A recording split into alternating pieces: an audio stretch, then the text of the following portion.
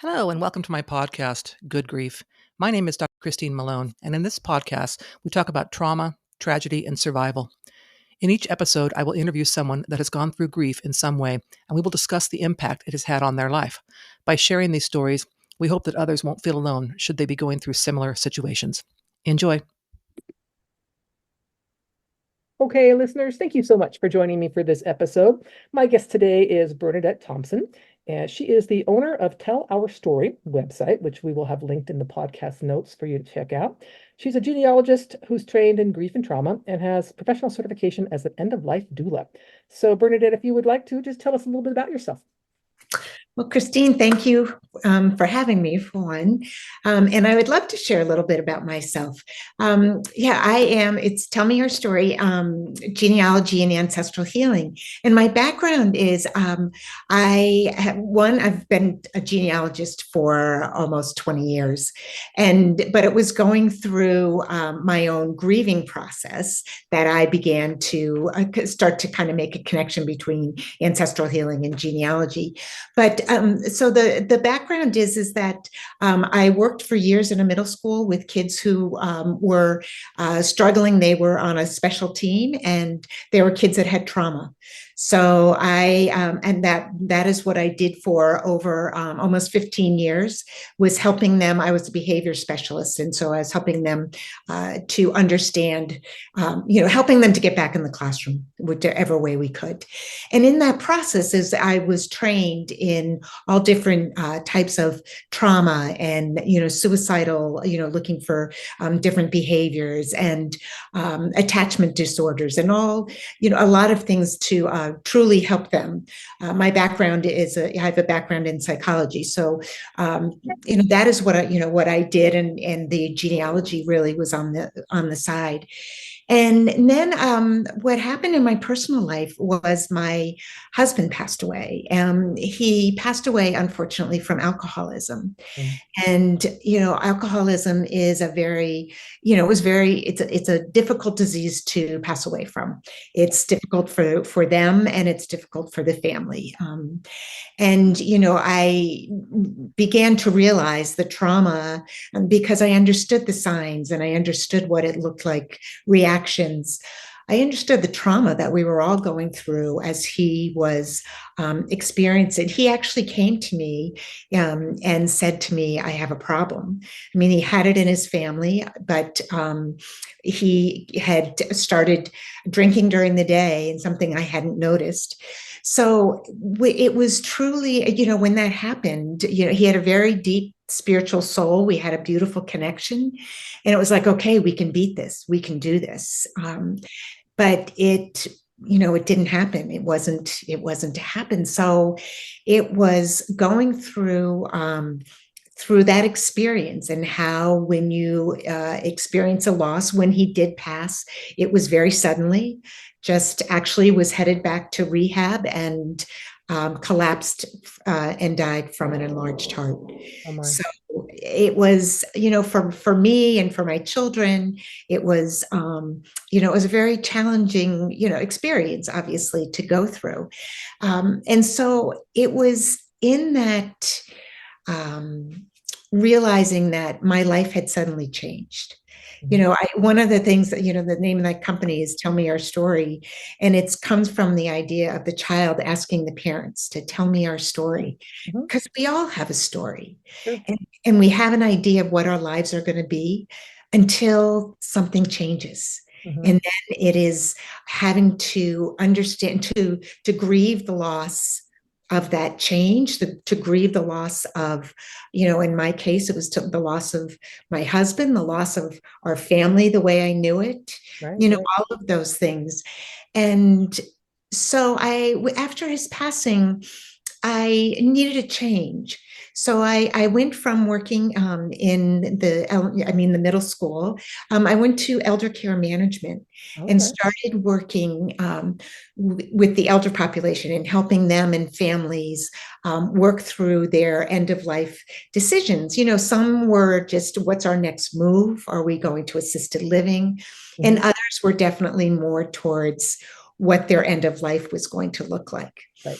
And in that process, I decided to take a course in End of Life Doula from the University of Vermont. Mhm. So it was an amazing experience to understand. I had had a tremendous amount of understanding, having gone through the grieving process, having gone through what David, and having worked in elder care. So, and I was very comfortable with talking about passing and, losing a loved one.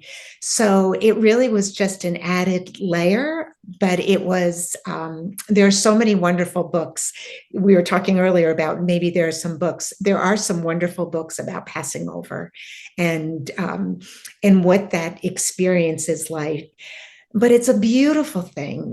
We talk about doulas. Most people are very familiar with a birth doula, and that is bringing a new life into the world. Mhm. And someone who's doing end of life doula, or sometimes they'll say death doula, but end of life doula sounds nicer to me. I think so too.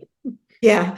So it is also a beautiful thing. And to be with somebody or be with them, even if you're not there during the passing, but just helping them understand. I had this wonderful little old lady that I worked with, and she was 88. She was about 4 foot nothing. And she originally told me, we were joking one day, and I said, well, when you get to heaven, she goes, oh, I'm not going to heaven. I'm going to be cremated.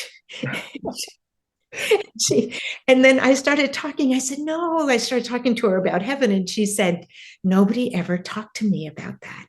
Yeah. And so we talked about it, and we talked about what a passing would be like. And I, basically would say, you're going to go to sleep here and you're going to wake up there, and your family will be there, and you will, your loved ones will be there.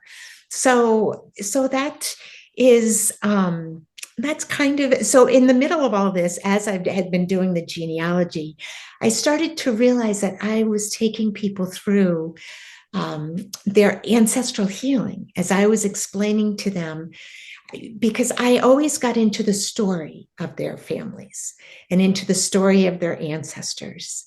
And so I began to realize that that was the journey I was taking them on, was an ancestral healing journey. Tell us a little more about that, because that's ancestral healing is a new one for me. So tell us, kind of layman's terms, what does that mean and what does that look like? So ancestral healing, now it comes from the idea that our ancestors have experienced trauma. And we know that, and we can look back, and I can definitely, and it's one of the things that is very different about what I do as a genealogist. I'm able to take people back and see the stories and see the trauma that their ancestors may have experienced. And science is now telling us that those traumatic experiences that our ancestors had changes the way their DNA reacts. And those changes happen or are passed down through genetically to us, through their DNA to us. And it's the science of epigenetics. So it doesn't change how you look, doesn't change your eye color, doesn't change, but what it changes is the way that you react to certain emotional things. So for example, I use this, and this is a really layman's, not scientific way of explaining it, but we all have fear responses. So it is the bear, we see a bear in the woods, it is that response to save ourselves and we react with that huge wave of fear, knowing that this could be life-threatening. And what happens when the genes are passed down and they've been changed, it means that they express themselves differently. And so we end up having a more dramatic response to things in our lives that mimic that we had experienced trauma ourselves. Okay.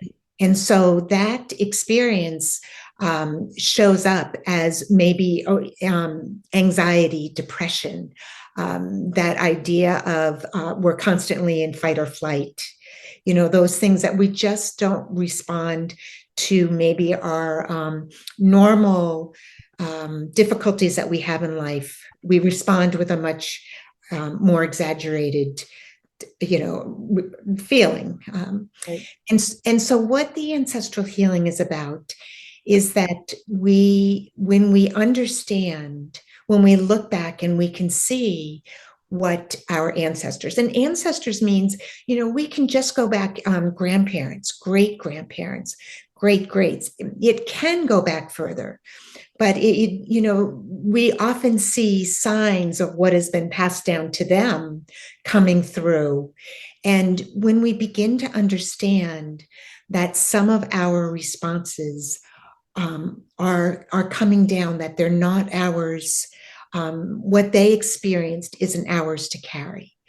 And when we get an idea, and often, like, I'm an Irish background. My maiden name, Bernadette Margaret Teresa O'Brien, and I came from famine families, and so the I have some very difficult, traumatic experiences that my ancestors went through while they were in Ireland. Going over, several of them went to Scotland and England before coming here, and then even when they got here, and you can see this whole story. And when I learned, after my father had passed away, we'd done some of the genealogy, but I hadn't gotten deeply into the stories. And when I discovered some of the stories of, they were in the tenements and the loss of children and all of these things, and scarcity, that idea that we don't have enough, that feeling was, all of that was passed down. And it made so much sense about how my father reacted, how we as a family worked, and the patterns of behavior that have been passed down. Sure. So it's a very rich way to learn more about who you are. And And it's the idea then that once you learn that you can somehow incorporate it into your life. I mean, you can't erase it. So how is the healing taking place? the healing takes place truly when you understand what happened, because mostly that gives us, those feelings that we have make us feel, that we're not on, safe ground, or we're on wobbly ground. We're experiencing emotions that we don't understand, and it's like, where is this coming from? Why am I feeling like this? When you look back at your ancestors and you get answers, it's like a solid ground that you're standing on. And it really helps you. Number one, helps you identify who you are. You suddenly realize, who am I and where did I come from? You have that feeling.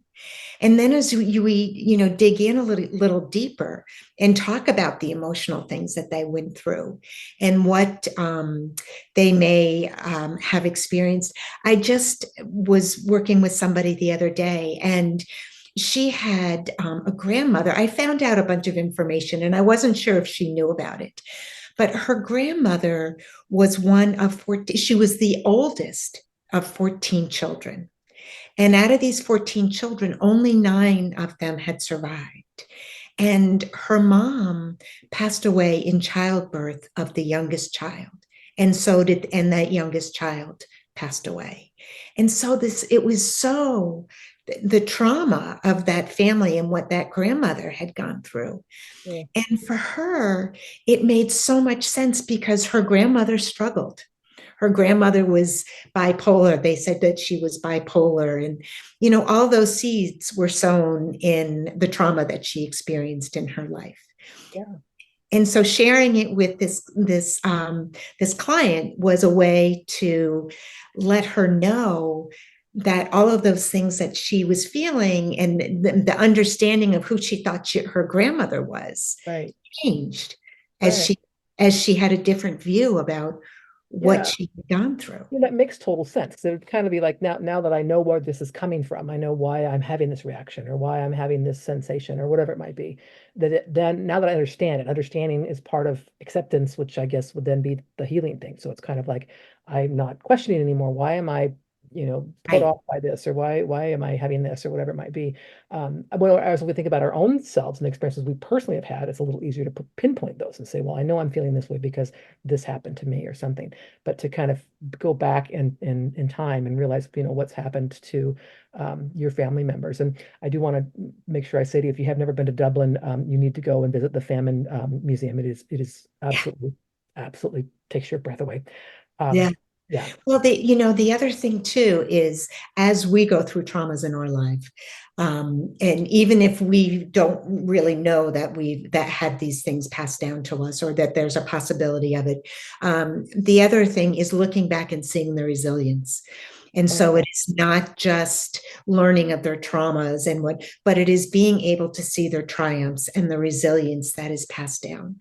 And when I work with people, I help them, we go through the tenets of compassion and forgiveness and wisdom and resilience, those types of things to understand for ourselves and forgiveness for maybe the way our family members have reacted, because this whole it's passed down to not just to you, but it was passed down through your parents, it was passed down to all your siblings, and science knows this, the studies around the descendants of the Holocaust. oh, I mean, sure. there's many, many studies out there, but the one about the Holocaust is one that people can kind of understand. Sure.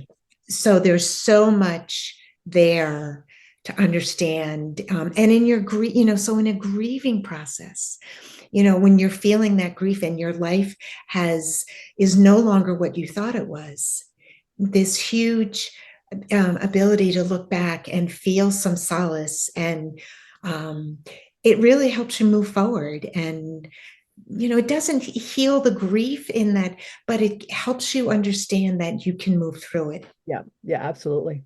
So tell us about your website. What is it that people do? What do they come to your website to do?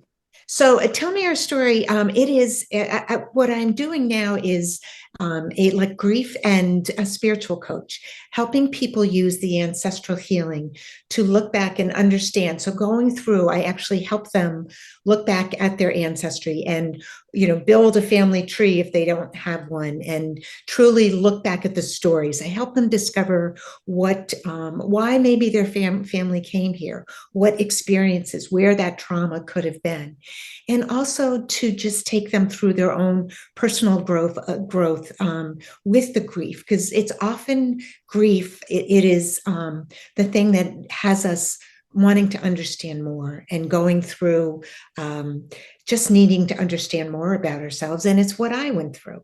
I mean, I went through this spiritual. So I have a program that I can take people through, or we can, I help them. It's wherever there's several different things I can look at, but I truly help guide people through this process, and as a way of not only understanding themselves, but healing and also moving forward, like moving to those, to feel like there's more for life for them.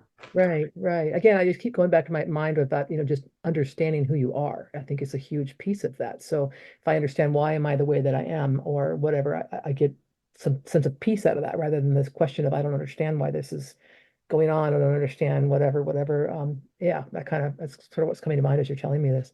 Yeah, and also, if you have a spiritual, I embrace a spiritual side, and when you do lose somebody, for some people it's so difficult to think that they're just gone. You can't have a connection with them, and I help them understand that, and this is where the end of life doula also comes in. It's understanding the crossing, and that the energy of our loved one is always around us, Yeah. and ways for them to feel it and understand. And it kind of helps when you realize that, you learn about your ancestors and you realize, okay, they're there too. So we're surrounded by those who love us. And it can be very, very comforting as we're going through this process of moving through grief and growing. I like to use the word growing through grief, Yeah. that knowing that we can move through and feel better and move and just have a better understanding Yeah. of ourselves. Feel better about it. Yeah. Yeah. It's been fascinating. Is there anything else you'd like to share before we end today? No, I would just say, if they come to the website, they can sign up for a free 30-minute session. We can just talk about it. I can explain more to them and give them an idea. And there's more to look at the website because I have pictures, and I have lots of old pictures on there to give them the idea, like, what did our ancestors kind of go through? And so, yeah, it's a great way to connect, and I embrace, we're all part of this family. Anybody that has experienced grief or trauma, it is, or having a loved one that has gone through addiction. Oh, um, yeah, yeah, for you sure. know it's very, we hide, we circle the wagons, we don't share. And so it's very much a part of the work I do with people as well. Kind of shining the light on it so you can, again, grow from it, which I love that term too. Yeah, yeah. Well, Bernadette, thank you so much for your time today. It's been fascinating to chat with you. Thank you so much, Christine. Thank you for listening to this episode of Good Grief. To hear more about my personal story, please pick up a copy of my book, The Day I Became the Spider Killer, a memoir of trauma, tragedy, and survival, available in paperback, Kindle, and Audible via Amazon, Barnes & Noble, and other online book retailers.